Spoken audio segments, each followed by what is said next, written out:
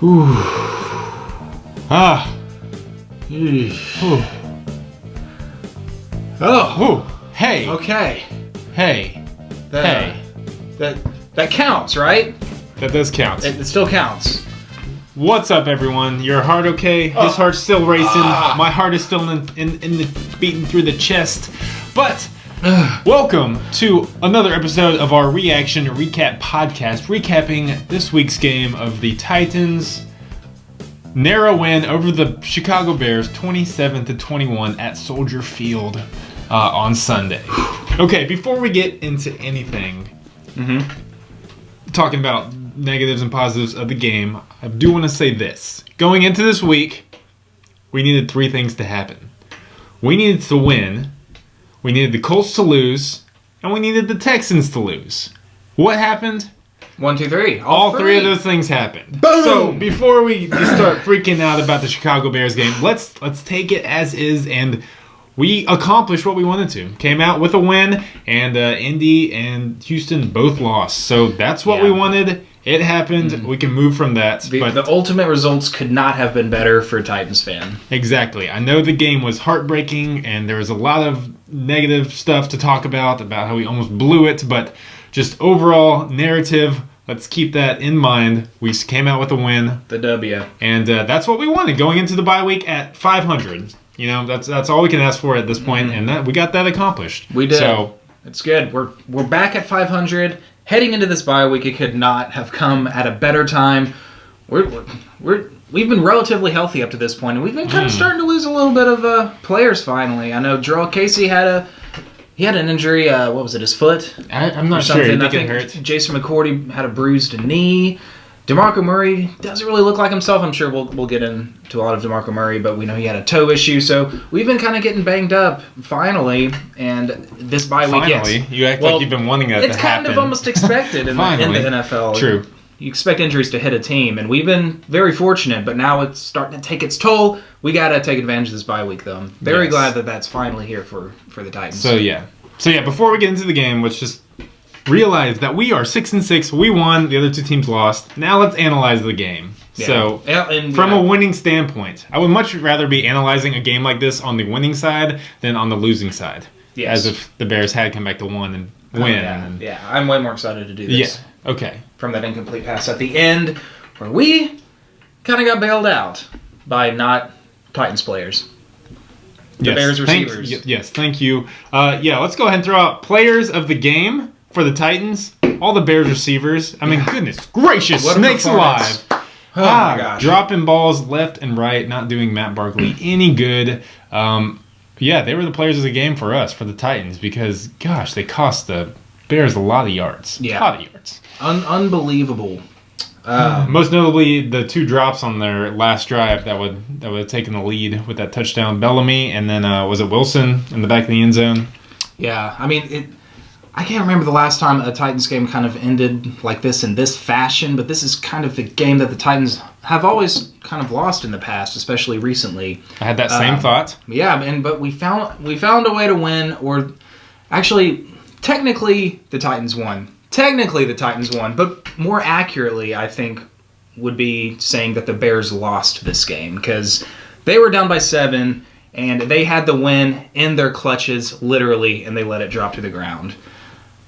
This is one of the win, a very strange feeling of a win. Like, thank goodness we won. We got the job done. Mission accomplished. We came out with the W. But it wasn't like a good feeling. It was just like, letting them come back and coming out just like hearts pounding and racing, and unnecessarily so. But a win's a win. Right? Is a win a win? But we can be We can be critical. We can be critical, and I think we need to be critical. Obviously, the coaches were critical after the game because PERRISH Cox is no longer. We'll talk about that later. We don't have to get into it now, but just a win's a win. So let's be critical of this game, but realize that we won. Right? So, we did. So. And the whole game wasn't that bad. No, it wasn't. I was going to say, just a quick overview. After 3 quarters, the Titans were doing pretty much what we were hoping and somewhat expecting. We were up 27-7. It looked like we had this game under control. Despite Matt Barkley moved the ball up and down the field on the defense, I felt like, through the whole game, really. And we got 2 clutch turnovers. One in the end zone. We got that interception from Denoris Cersei that killed a drive. And then also in the red zone, Woodyard had that interception and had a nice return back. So 2 interceptions in the red zone. That's potentially at least 3 points or 6 points if they had gotten field goals out of that drive altogether. And then they had the ball again at the very end and were forced to go for it on the 4th and goal because they were down by 6 points. So technically 3 turnovers in the red zone for the Bears. Yeah, so and we won by 6 points. Yeah, we got without those 2 clutch turnovers, and we took the ball, care of the ball offensively, so we won the turnover battle. That was huge for us in this game. I don't think our team could have sustained even giving the ball away one time. So props to the offense and MariGOAta for hanging onto the ball. But yeah, those 2 turnovers were clutch. But regardless of how our defense played, it was still 27-7 going into the 4th quarter. And I don't know, what was your take on it? Was because admittedly, I didn't get to watch the entire second half. I had some Thanksgiving and company over, some family gatherings, so I didn't get to watch the whole second half. But from what I've read and the highlights I did see, it seemed like we just kind of went into a shell a little bit in the second half. MariGOAta, I felt like was, in the first half at least, was playing one of the best, if not the best game of his career. He was on fire. He was hitting players deep, hitting our Titans receivers deep. He was on his game. He was pinpoint accurate, and then he could have doubled his numbers from the first half. He was that good, but we kind of took the ball out of his hands in the second half a little bit, trying to force the run, and we kind of stalled on a few drives. Yeah, I mean, very very odd game, but I thought we played well. You know, I think going in, we all knew that this is a game that we need to take care of business. Like, we should win in every aspect of it. We're just a better team with all the Bears injuries and stuff. And we were doing that through 3 quarters. And I kind of think we just kind of took the foot off the pedal. I don't know. Started looking to the next game. People ready for the bye week, kind of banged up. Yeah. And started taking possessions for granted. And when that happens in the NFL, teams can come back. I mean, we were playing a bunch of third stringers, third string quarterback, third string tight end. They're the bottom of their barrel of their wide receivers. And we saw how that played out. They dropped a lot of balls, but still produced a lot. But they're still talented players. They're still in the NFL. I'm not in the NFL. So, we just kind of let off. And what do you know? The Bears came back. And made it a game. This was like Jeff Fisher ball, like just completely sitting on a lead and just trying to milk the clock and trying to end the game instead of trying to continue to play what got you that lead in the first place and to continue to put points on the board.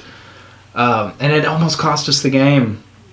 Because it was pretty frustrating to see that happen. And it really should have cost us the game. We were one dropped pass away from probably losing that. Yeah. I don't really think, from my standpoint, there's a whole lot to take from that other than, it happens a lot in the league. You get a team who gets up big on, especially a team that's kind of been down the whole year and dealing with injuries, and you get a team that builds a large lead early and then they just kind of let off. I mean, it doesn't just happen in this game. It's like not the first instance it's ever happened. It happens, regularly throughout the course of the year. So seeing that, I was really glad we were able to escape with the win, because in the past this was a game we would have lost. Kind of reminded me of when we were up on the Cleveland Browns at home, got 25 points at halftime, and they came back. A very similar situation, because I thought everything started to change when we came out of halftime.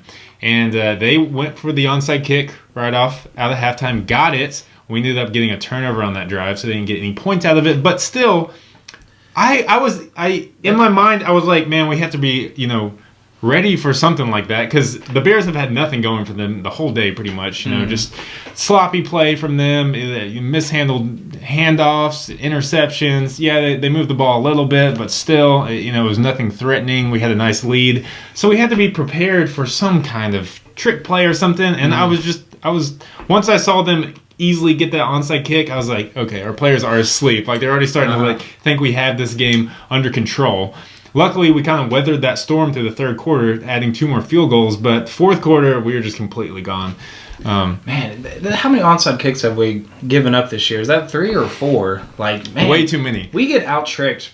I've been getting out-tricked pretty easily. I'm thinking about the Colts game 2 weeks ago when Frank Gore was doing the Wildcat thing, just setting us up for that play.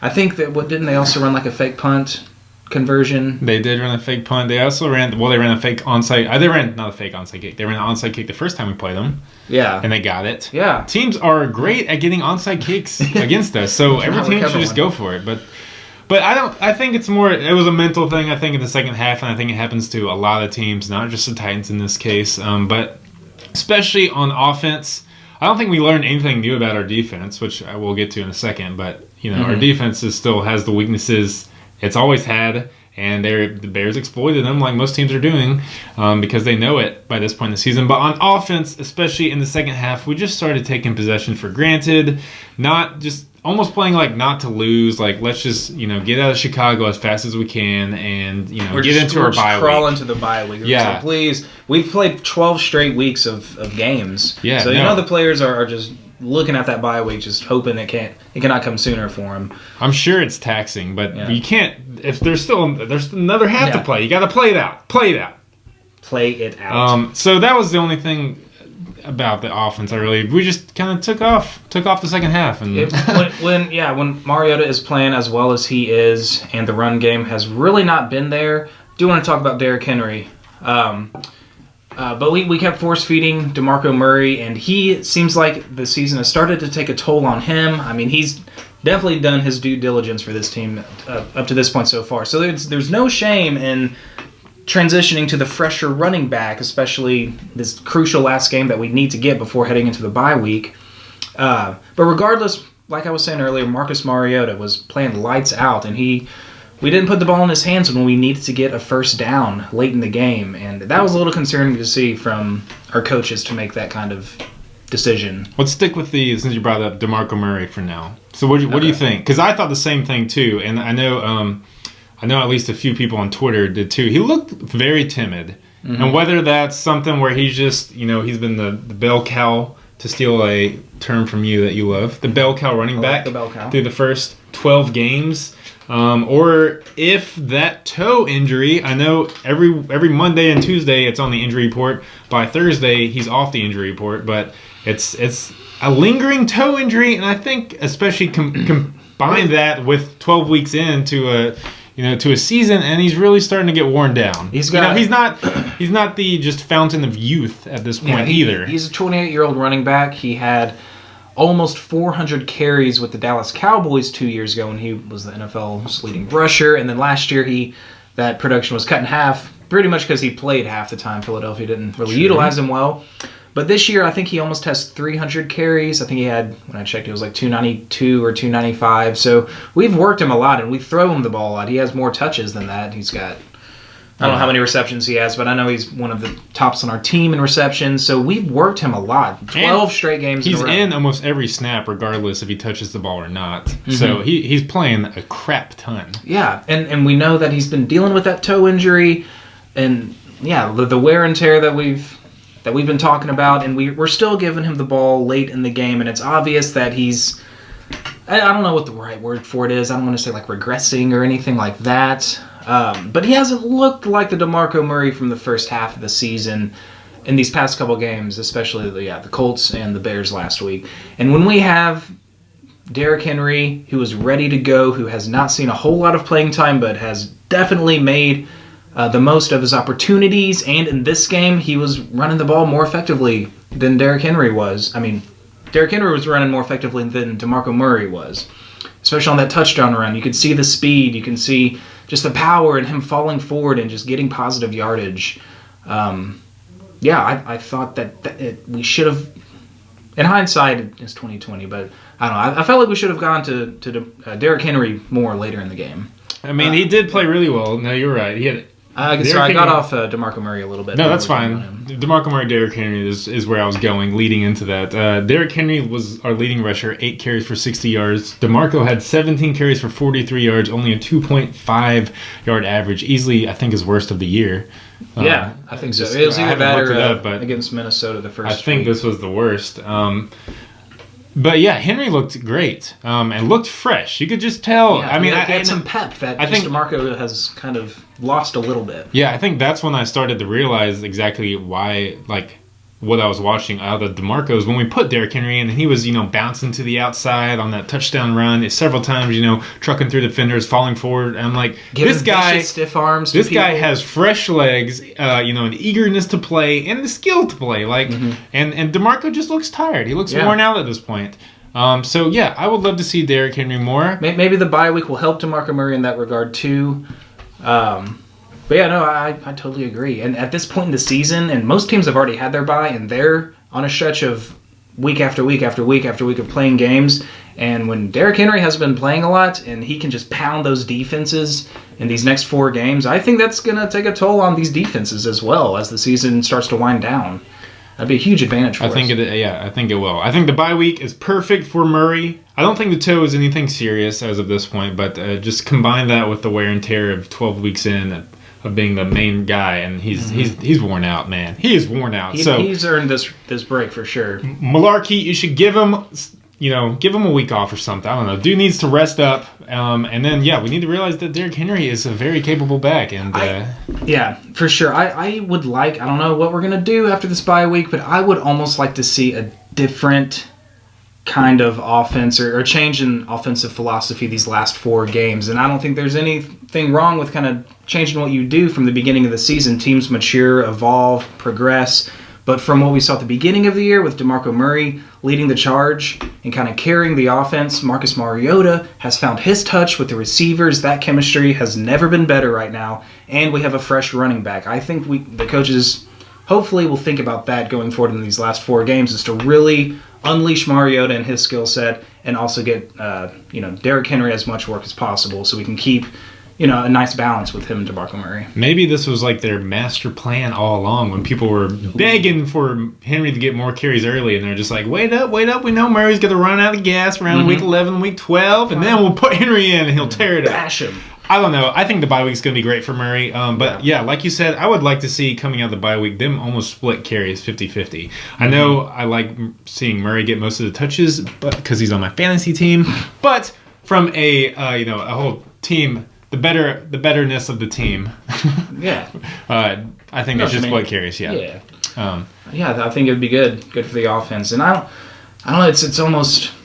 Even in this game, this Bears game, I still got a feeling that we were kind of force-feeding DeMarco Murray, and we're almost just like, we're still trying to convince. I heard this on the radio, and I kind of agreed with it. I can't remember which local radio show this was, because I've listened to a couple. But we're almost trying to convince defenses that, hey, we're still a run-first team with DeMarco Murray. Like, everyone knows that. We have had 11 games. That is our identity, and it's almost like we're trying to still convince people that like, hey, this is what we're doing, and we're going to do it. And even if we just get, you're going to have to try to stop it. And people are now saying like, okay, and they stack the box. And I don't know. DeMarco Murray has been wearing down. Maybe it just hasn't been as effective, but like, it's okay. We don't have to stick with the same identity or mentality, I guess, is what I'm saying. Well, I like the identity, and I think we can continue it, just not so stubbornly, Right, okay. That's a better way to put it. I agree with that. The whole time I was trying to think of the word I would use to describe it, and it feels stubborn to me, like what you were discussing, just run it, because that's what we do, no matter what, even if it's not working. And like you said, we have the weapons around to, evolve and adapt to situations in case something's not working. And we also have the personnel with Henry to mix it up in case Murray's worn out. So right. And man, the final drive play call, the final 3 and out when we gave the Bears their last drive to almost win it. It was a run with Henry for 5 yards, run with Henry for 3 yards, 3rd and 2. That's perfectly fine to do that up at that point. But then you take Derrick Henry, fresh legs, out of the game, and you call a shovel pass to DeMarco Murray.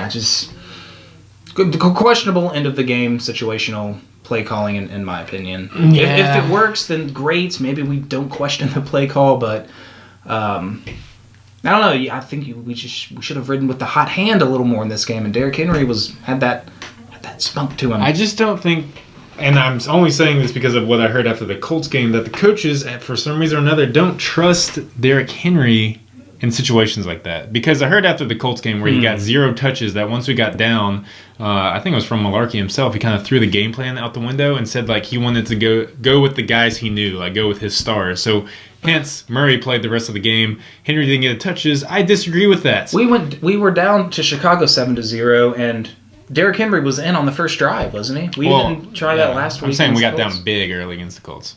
We were down 21-0 before we blinked. Yeah, I guess so.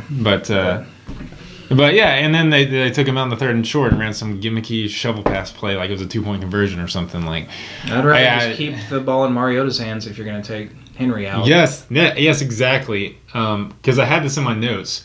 I feel like we've had very questionable play calling on 3rd and shorts and 4th and shorts throughout the whole season, especially in clutch situations. Like I remember, for instance, we talked about a 4th down against Houston where we ran the pick play to Andre Johnson, the 4th and goal against Oakland where we ran the rollout play. All these plays that I've disagreed with in clutch situations. A dumb shovel pass on 3rd and 2 to get a first down to seal the game. We're trying to, I feel like Malarkey's trying to outcoach himself. Like he's trying to outcoach MariGOATA. We have a budding star. Like just put the ball in his hands, let him make a play, spread the field. If he wasn't playing like very well, if he was playing inconsistent, maybe I can see why you do that. But he was playing lights out. He was perfect in the first half at least, pretty much the whole game. And yeah, we definitely I think should have had MariGOATA handle the ball. We're running these plays in these situations where there's a primary option, almost like a primary like design for the play, and if that doesn't work, then we're stopped. As opposed to just, setting it up, spreading it out, and then letting MariGOATA, read the defense, like what's there, what are they giving him, and then if it all breaks down, he can scramble for 2 yards. I don't get it. Yeah, that's another thing. He was running better in this game and rushing for more yards than usual. He got, 41, 42 rushing yards? 46. Which is well above his average, I think. Yeah, like 4 carries for 46 yards. He was actually our second leading rusher. He was in the zone in this game, and we didn't give him the ball in the most crucial situation. Yeah. A little upsetting. Let's that can segment our way into MariGOATA. Dude played great yesterday, man. Fire once again. My quarterback. The GOAT. I do too. Another. What is this? How many games is this in a row that he's had multiple touchdowns throwing? 8 games in a row. He's thrown over 2 touchdowns. Franchise record. And these aren't just little, wide open touchdown passes. These are dimes. These are very much dimes. He found his touch. Hugh said he couldn't throw a deep pass because he has been doing that every single week now. He really has. Ooh, yeah. It's been good. I mean, people questioned his deep throw accuracy all year 1 and even beginning of the year, when people were questioning if he's even our franchise quarterback. And I don't know where those people are now because I'm not hearing hiding them. in their little caves. I'm just hearing all the worshipers come out to praise MariGOATA for his play. And they tore it up again. Look at a 98.8 QBR. You know what's a perfect? Highest in his career. Yeah, well, I was gonna say 100 is perfect. Yeah. So he was 2.2 points away from having a perfect QBR, which is incredible. I think he was the highest rated quarterback on Sunday too, as well. And I'm sure he will be for the week because he's way better than of his life. Yeah, he's that good. Wentz and Rodgers, but once again, solid game. I thought it was more of a play calling thing in the second half that not necessarily MariGOATa's fault from when we just started taking possessions for granted, especially on offense, and I kind of want to attribute that to just play calling more than MariGOATA took the foot off the pedal. But yeah. Oh yeah, I feel like that's definitely what happened. MariGOATA just did what was asked of him. Yeah, the coaches kind of switched game plans a little bit, just wanted to sit on this lead and just, try to end the game as quick as possible. Yeah, exactly. But throughout the whole game, he made smart decisions.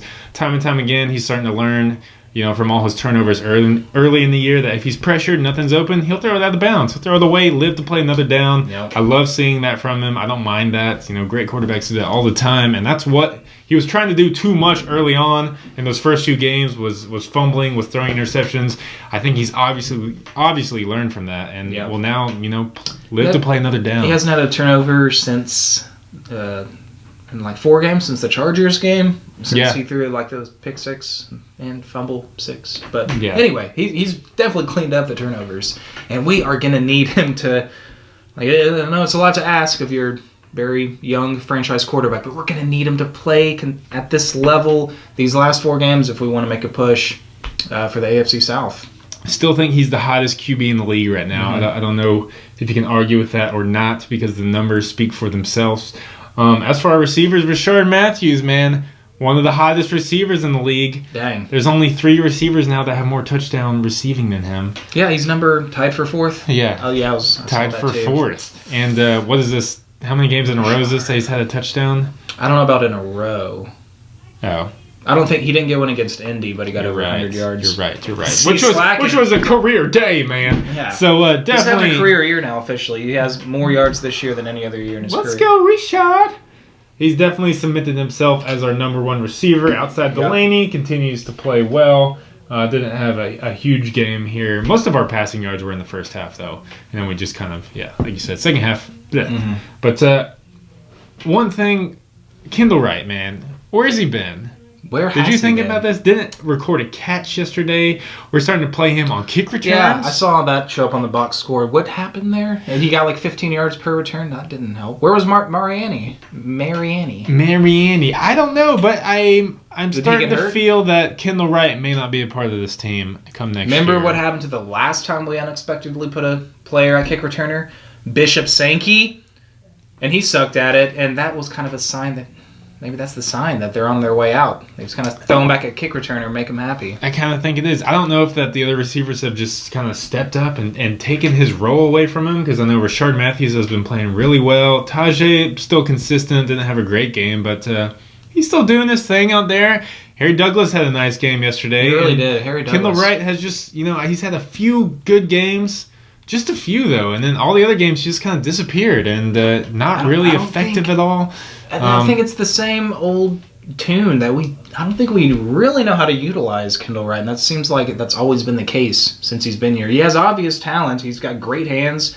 He seems like he's a good route runner. He can cut on a dime. He's got good initial burst. He can get behind the defense we've seen on deep passes. I mean, it's tough. It's tough to know what's going on with Kendall Wright. I almost feel like he doesn't know his skill set, though, too. I feel like he is wanting to do something other than like what he should be doing.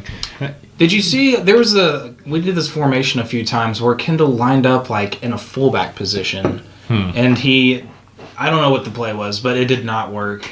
And I'm pretty sure the play got stuffed both times. And we ran the ball, and Kendall like just ran out into the flat or something. I don't know what we're doing there, but I kind of he's not getting the ball. He's dropped down in the coach's minds, and we may see a great game out of him the next few games, but he seems like the perfect receiver for MariGOATA. He kind of does. I don't know, but now that Rashard's blossoming and kind of becoming a deep threat. Oh yeah, and I kind of feel like with that his ability to go deep, with the threat that Walker is always. I feel like Delaney fills in those gaps where Kendall will be catching the ball, and I know Kendall's quicker and more dynamic, but man, Delaney's got that stiff arm down, bro. He does. It is hard to tackle him in the middle of the field if you're in the secondary on the opposing team. Because Kendall Wright fits a receiver style that we don't have on this team, which you think you would want. Like, I think Tajay Sharp and Rashard Matthews are similar. They're kind of your possession receivers, even though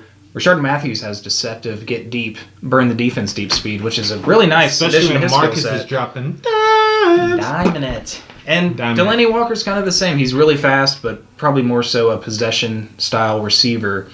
But, he definitely has breakaway ability. And then so Kendall Wright seems like the perfect fit into this offensive puzzle to be the slot guy. But we're not getting him the ball, consistently at least. Yeah, I mean, our offense isn't really built on superstars. It's built on spreading the ball around and, attacking them, being extremely balanced with the run game and the pass game and the play calling. So I don't know if that's starting to get to Kendall Wright's head, but I know we've mentioned this before, that you thought it's kind of a mental thing with Kendall at times, and I'm starting to see it even more because, after the game I was like, man, where's Kendall Wright been, dude? That guy has disappeared completely. But side note, anything else you got left to say about the offense? The offense. Taylor Lewan getting a couple more 15-yard penalties. Yes. Want to say anything about that? Yeah, I was going to throw that in there with, the whole one negative aspect of the game, the penalties. We got torched on penalties, which is one reason why they helped penalties. Yeah, defensive. Mainly we gave up a 50-yard pass interference and like another 35-yard pass interference. Yeah, most of I know at one point we had 6 penalties for over 115 yards, which is crazy. Most of those came on those long pass interference calls. But Yeah, we can't have that. But yeah, Taylor Lewan got a few holding penalties or hands to the face penalties. Loves doing that technique. I guess you're going to get a few of those per game, but we had way too many penalties this game. Yeah. But it did hurt us. But it still, regardless of what you want to say, it comes down to having that 27-7 lead and then having it slip away like that. That's where we wanted to be at the end of the game. Going into the fourth quarter, 27-7. Let's close this out. And we closed it out, baby. 27-20. We did. We closed it out. Let's talk about how they got back into the game. Okay. Number one, our defense. AKA our defense. It's the big old D. The big old It's the defense. Didn't really happen for us. Okay, first of all, no Alshon Jeffrey, no Jay Cutler, their other backups. Brian Hoyer, no Zach Miller. No Zach Miller, and both of their starting guards from the beginning of the season. Kyle Long, he's been on IR, and then Josh Sitton, who I think has been to a Pro Bowl before, was recently, or had been playing until this game, he was out.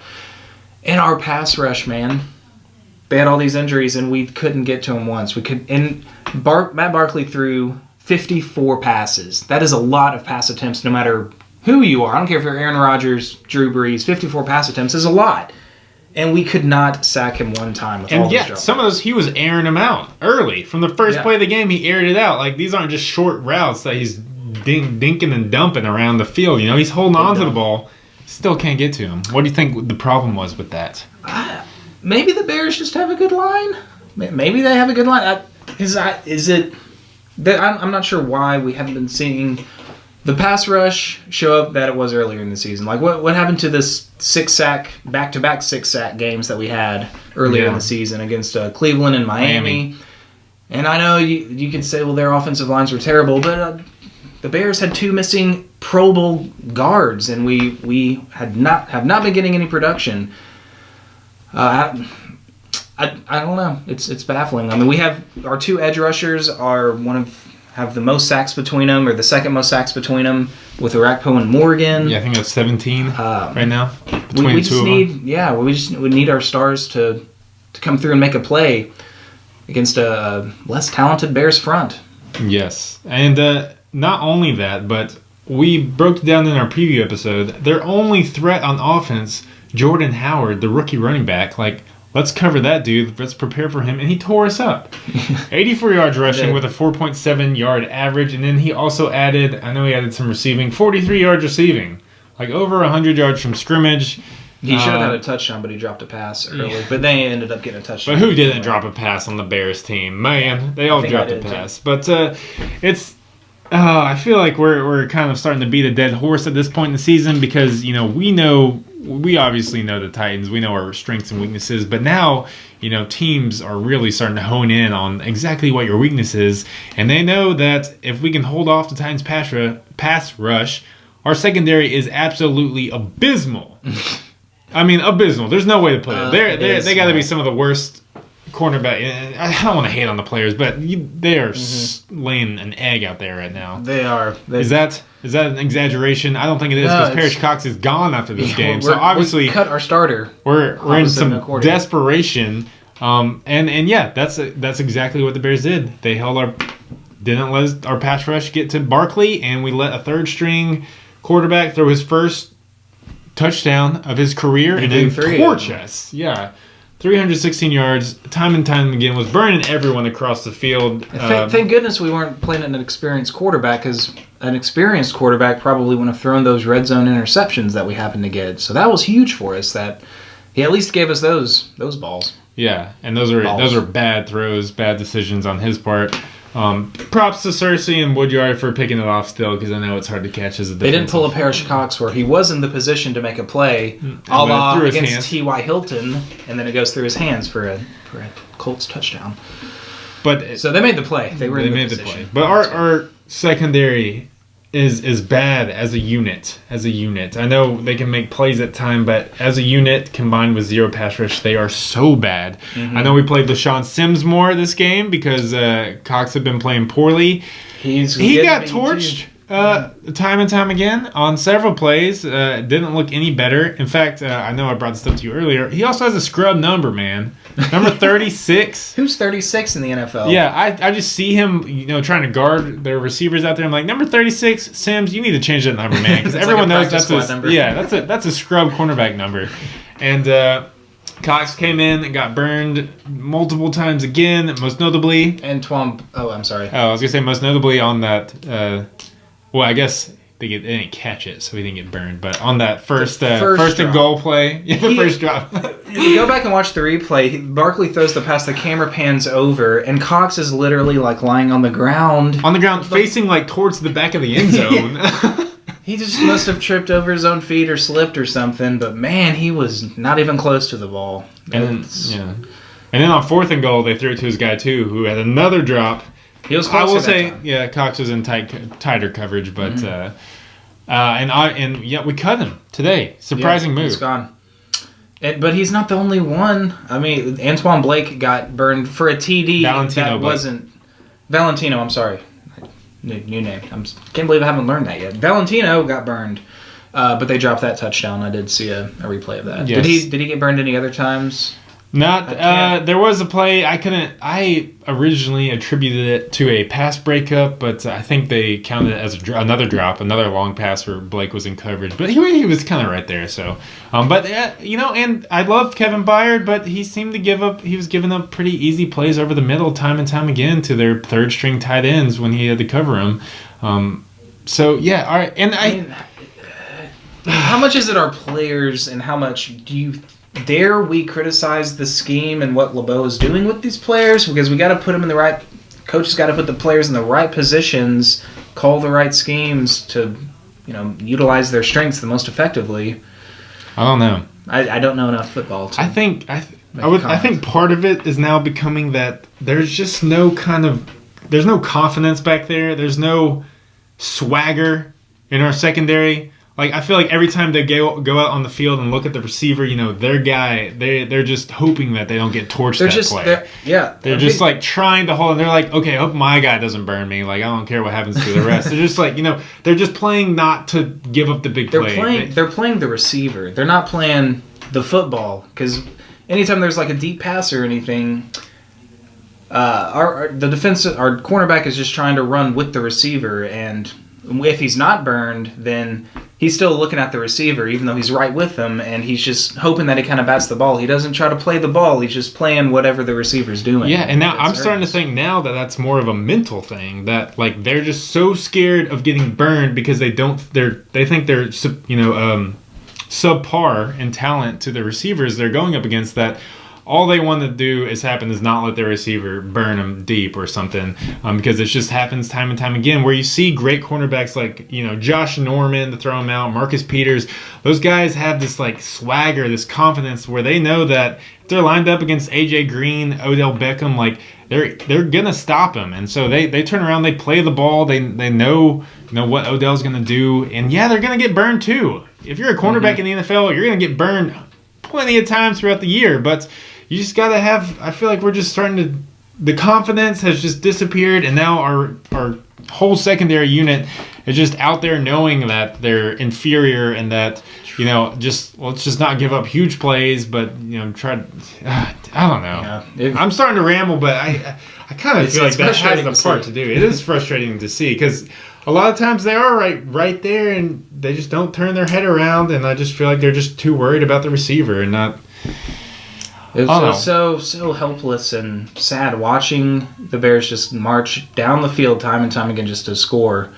And I was keep my fingers crossed, hoping, MariGOAta, you got to pull out a miracle, get us in field goal range in 40 seconds, because I really didn't have a lot of confidence that our defense was going to make a stop. No, they didn't. The Bears stopped themselves. I was almost kind of playing the whole Madden thing where I was like, man, we just need to let them go ahead and score with a minute left so we can get the ball back and then go down and hit the field goal, because they're going to score.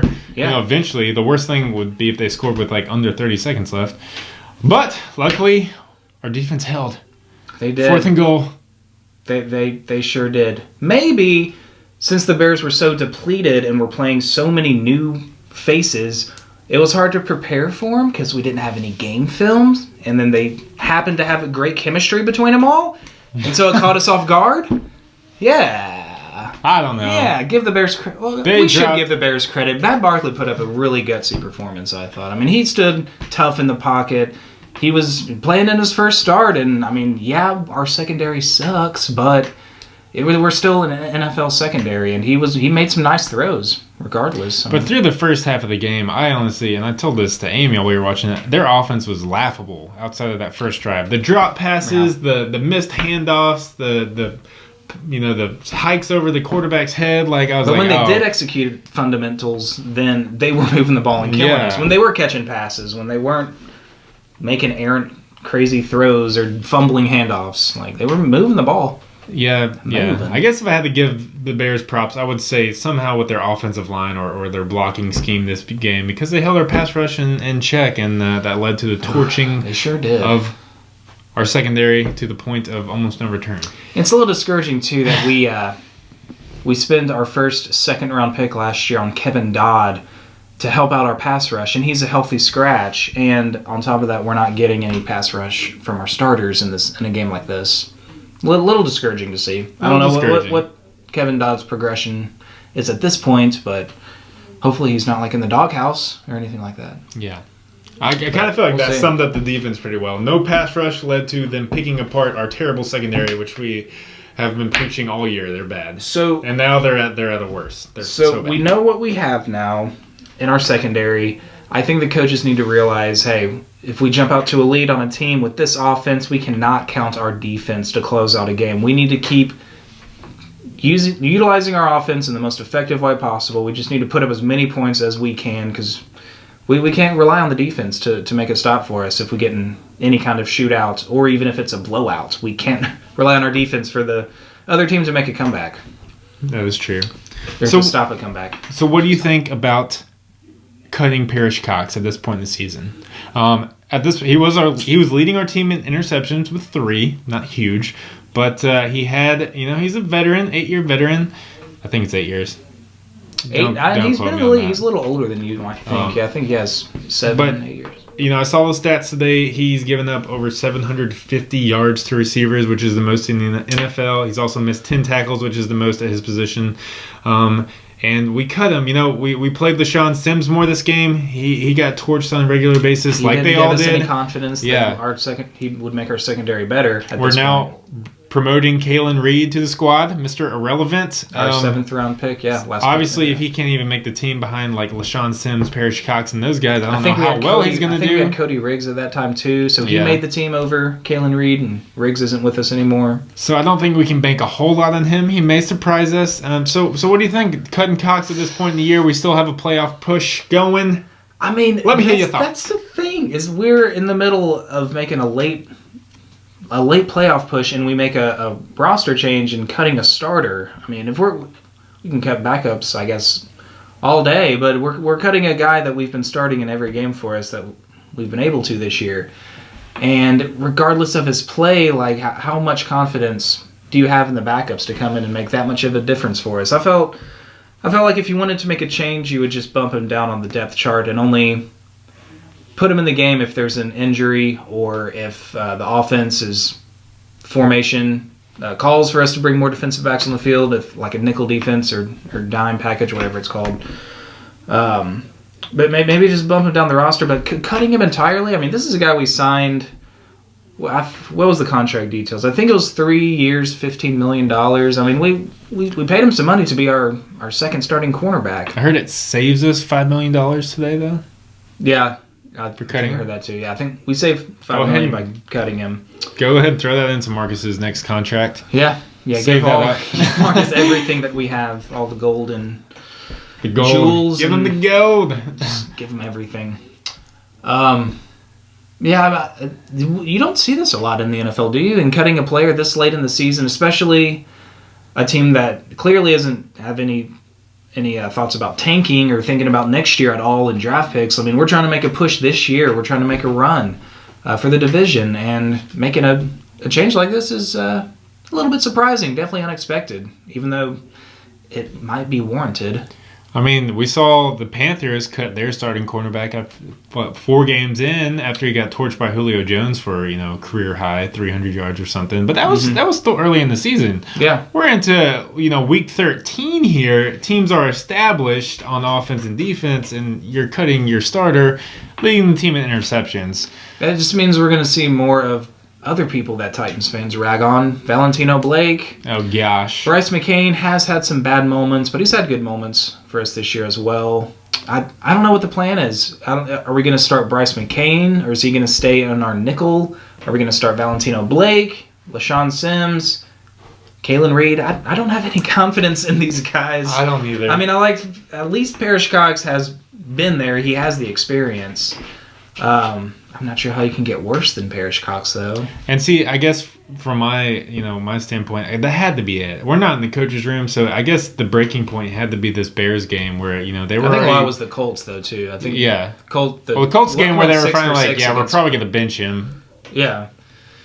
Yeah, no, remember, he had a perfect passer rating when the ball was thrown his way, getting up to a quarterback. I think it was 6 for 6 for like 140 yards and a touchdown. Well, he was the lowest rated player on Pro Football Focus that day. And then I think just add that into his terrible performance in the Bears game, especially in the clutch situations at the ends. Mm-hmm. And I think the coaches were just done with him, It just looks bad on film and on the replay, especially that first dropped pass in the end zone that would have put the Bears in the lead. Yeah, and so I do like the mentality behind John Robinson and the coaches where, they're not going to players, you're not playing well, you're not getting your job done, you're getting worse almost, just giving up embarrassing plays. They're not going to stand for it. They're not just going to bench you. They're going to get rid of you and try to find someone else who will overperform. That's kind of who John Robinson goes for, some overperformers. So maybe we'll find one now that more people will have more playing time, opportunities, but...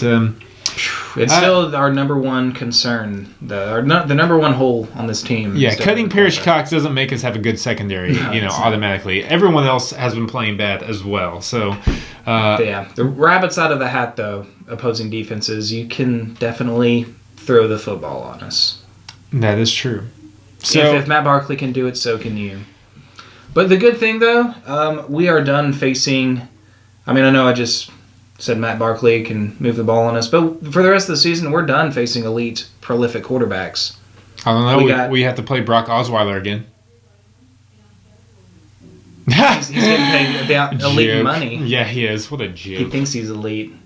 Probably not. But, yeah, I mean, we got Trevor Siemian, Alex Smith, Blake Bortles, Brock Osweiler. Those names don't scare you, but Matt Barkley dang near scared our defense to death. I was going to say, it doesn't matter anymore. Everyone's torching us. So, yeah. Maybe everyone needs a bye week. Let's we're going into the bye with a win. Everyone just rest and recover, reevaluate, let's reassess, and let's make a push towards the end of the year. I think we can do it. Meaningful Titans football in December. I'll take it. I'll take it too.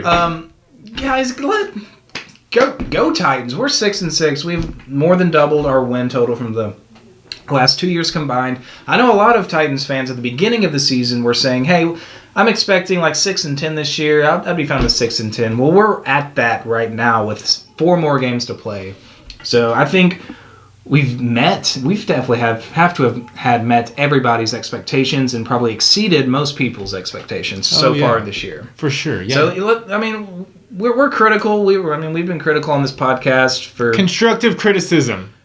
We want to see improvement, so we point out the negative points. But we're not taking this for granted at all. A win's a win. They've been so hard to come by in the past, so trust me, we're thrilled to be where we're at right now. Yeah, don't give up on the team. Don't start looking ahead to the draft. I know we have some weaknesses on both sides of the ball. We can make improvements, but we're still in the middle of a playoff push. If your team, can make the playoff, has a chance at making the playoffs, especially late in November, you go for it because once you make the playoffs, man, this is the NFL. Anything can happen. Mm-hmm. I always ask myself in NFL games if this is, if this scenario played out, if this would be the craziest thing I've ever seen in the NFL, either game or, the whole league. And it's always no, because there's always something crazier to happen. If the Titans make the playoffs, I know we don't have a Super Bowl caliber defense or anything like that, but crazy stuff happens. You take one game at a time. All you got to point to is what the Giants did against the Patriots. Exactly. When they were a 9-7 wild card team and they took down the 16-0 Patriots in the Super Bowl.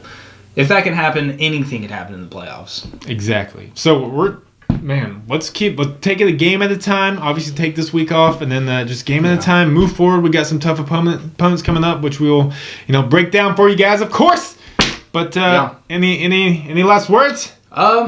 No, I don't know. I was just gonna say, we've only been through one off season, and we've seen the effects of what one off season can do. True. We can't fill all the holes in one off season, but we've done a really good job in this rebuilding process so far. Super exciting times to be a Titans fan right now. Mainly because of one guy, Marcus MariGOATA. Yeah. Oh man, his stash is looking pretty spectacular too. His stash? Yeah. Yours is not bad though. Come on, Marcus. Did you see it at the Bears game? It was pretty good. Can he curl his up like this? I don't think you're really doing that much. It's not. It's not. No. I need some mustache wax. Trying to be all piratey. Yeah. Anyway, what were we talking about? That'll be it for this ep. So, let's root for the Green Bay Packers, who are taking on the Texans. Root for the New York Jets, who are playing the Colts this Monday night. And the Titans can sit back and relax, because we're on bye week. Yeah, so guys, take it easy. Not sleazy. Unless that's what you're into. That's fine.